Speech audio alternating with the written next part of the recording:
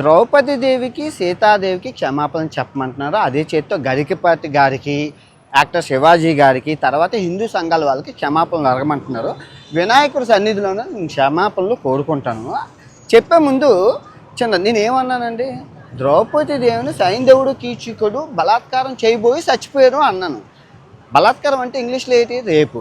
తర్వాత సీతాదేవిని రావణాసురుడు ఎత్తుకెళ్ళిపోబోయి చచ్చిపోయారు అన్నాను. అంతే. ఇక్కడ చీరలు కట్టుకున్న వాళ్ళు, ఆ మగవాళ్ళు ఏది చేస్తే వాళ్ళు చచ్చిపోయారు. ఇక్కడ 60,000 రేపులు జరిగాయి. సో వీళ్ళు ఇంకా బతికి ఉండి బిర్యానీ తింటున్నారు, మీరేం చేస్తున్నారు అని అడిగి అక్కడ సందర్భం. కానీ అక్కడ అంత చెప్పే ఛాన్స్ లేదు.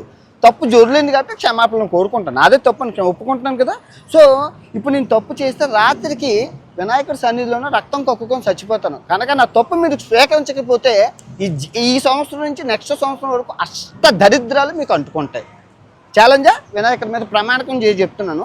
నేను తప్పు చేస్తే ఈ రోజు రాత్రికి రక్తం కక్కుకొని చచ్చిపోతాను. కానీ మీకు ఈ సంవత్సరం 26 అంతా నాలుగు మీద మచ్చలోనే అష్ట దరిద్రాలు పట్టుకొని సర్వనాశనం అయిపోతారు. నేను చెప్తున్న తప్పుని స్వీకరించకపోతే. 2, గరికపాటి గారికి టీషర్టును జీన్ ప్యాంట్ ఆడవాళ్ళు వేసుకుంటే నచ్చదని అంటున్నారు.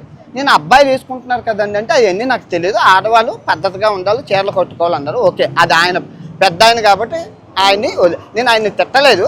కాకపోతే కొన్ని పదాలు వారాను, దాన్ని వెనక్కి తీసుకుంటూ క్షమాపణలు కోరుకుంటున్నాను.